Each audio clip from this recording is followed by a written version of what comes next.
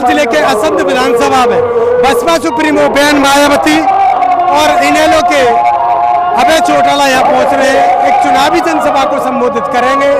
आज हम तमाम लोगों से जानने का प्रयास करेंगे इस बार जो होने वाला चुनाव है इसमें क्या होने वाला है।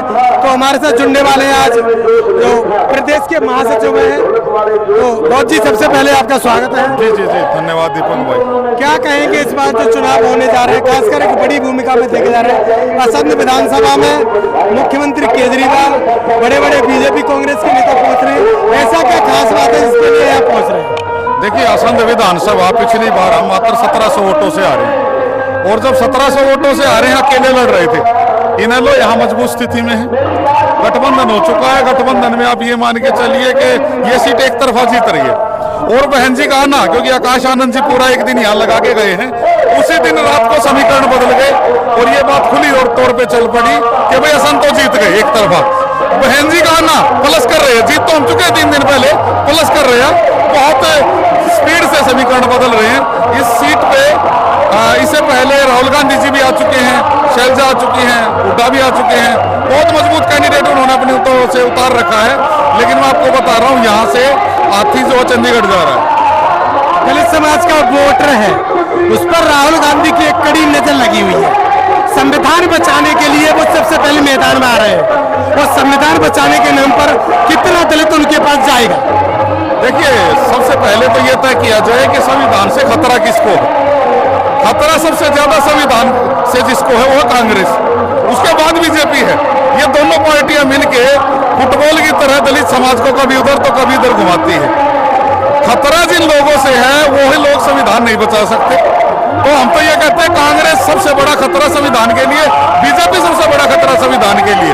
और संविधान की रक्षक अगर कोई है तो आदरणीय बहन कुमारी मायावती जी, बहुजन समाज पार्टी है। और हरियाणा में जो ये गठबंधन हुआ है, किसान और कमेरे का गठबंधन जिसको मैं कहूंगा, इनेलो बसपा का, बहुत स्पीड से समीकरण बदल रहे हैं। और अब की बार चौंका देने वाले नतीजे जो है पूरे हरियाणा को देखने को मिलेंगे। अब की बार हाथी बड़ी संख्या में एमएलए जिता के चंडीगढ़ लेके जा रहा है। असंध विधानसभा की बात करें, यहाँ पर राजपूत समाज का कैंडिडेट है, यहाँ पर दलित समाज और खासकर जो जाट समाज है वो भी है बड़ी जनसंख्या में। तो क्या वो मिलने के आसार लग रहे हैं?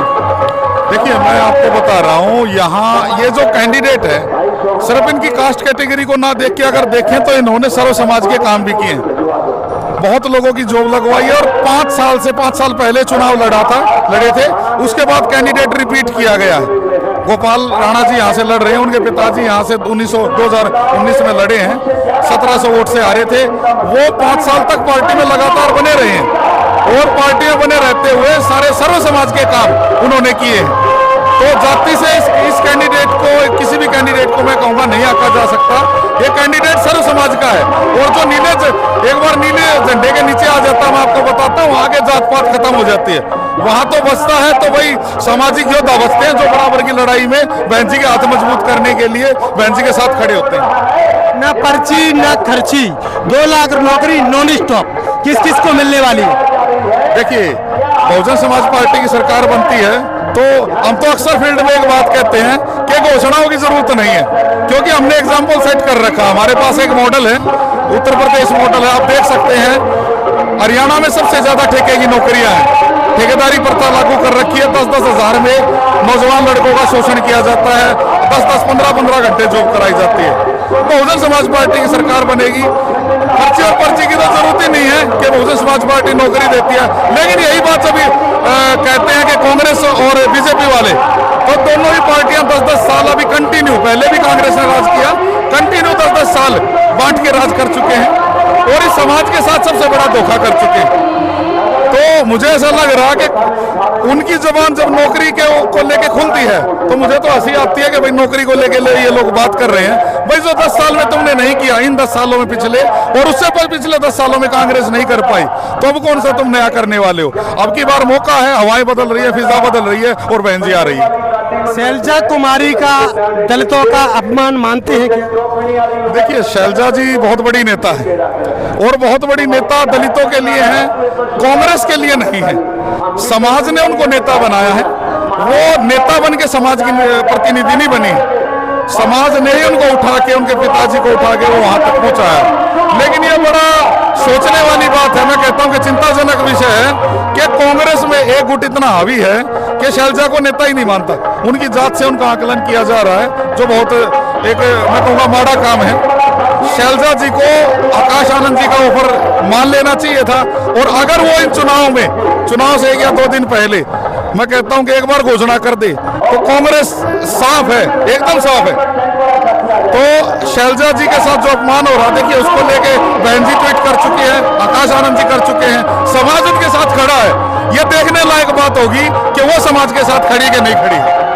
आकाश आनंद खुले तौर पर आमंत्रण दे रहे हैं, शैलजा कुमारी आपका अपमान हुआ है, बसपा ज्वाइन करिए। उनका जो जवाब है कि मैं इसमें तिरंगे में कांग्रेस के झंडे में लपट के मर जाऊंगी, लेकिन मैं पार्टी नहीं छोड़ूंगी। दलित समाज, आकाश आनंद दोनों का अलग सोच है, लेकिन उनका अलग सोच है। क्या मानते हैं इसे आप? देखिए कई बार क्या होता है, हमारे नेता होते हैं आंखों पट्टी बंदी होती है, अभी कांग्रेसी पट्टी उनकी आंखों में बंदी हुई है। और मैं यही कहूंगा कि शैलजा जी को मेरे जैसा बहुजन समाज पार्टी का कार्यकर्ता एक सलाह दे, लेकिन उससे पहले उनको बाबा साहब अम्बेडकर की कोटेशंस पढ़ लेनी चाहिए कि हमें 25 पैसे का मेंबर भी कांग्रेस का नहीं बनना है। बाबा साहब ने कहा, जिनका फोटो वो लगाती है।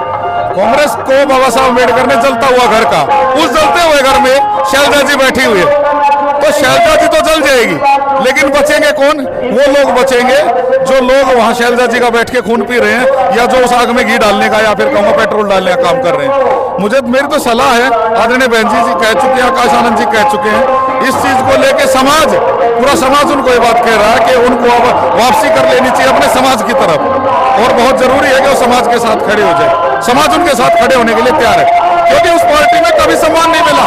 अशोक तंवर से सीख लेनी चाहिए।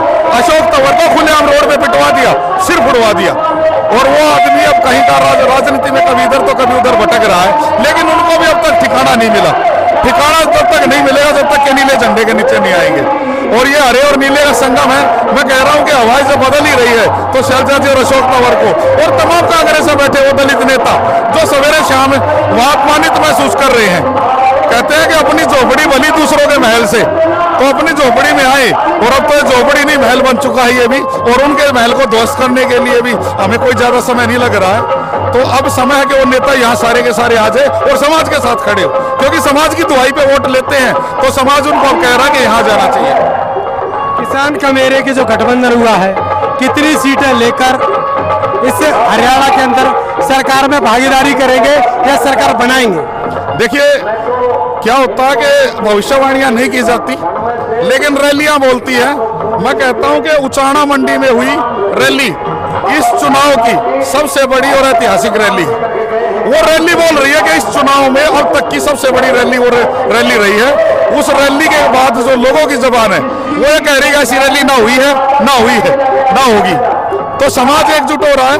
उस रैली के बाद जो समीकरण बन रहे हैं, आम आदमी, मैं तो एक बसपा का नेता हूं, बहुत छोटा स्तर का नेता हूं, एक कार्यकर्ता हूं, एक सामान्य व्यक्ति जो हमारी पार्टी का नहीं है, वो राह चलते भी ये बात कह रहा है कि भाई ये कुछ न कुछ करने वाले हैं और सरकार इनके बिना नहीं बनेगी, सरकार इनकी ही बन रही है। तो मैं प्रेडिक्शन करूं कि इतने जीत जाएंगे, उतने जीत जाएंगे, ये तय है कि सरकार हमसे बन रही है।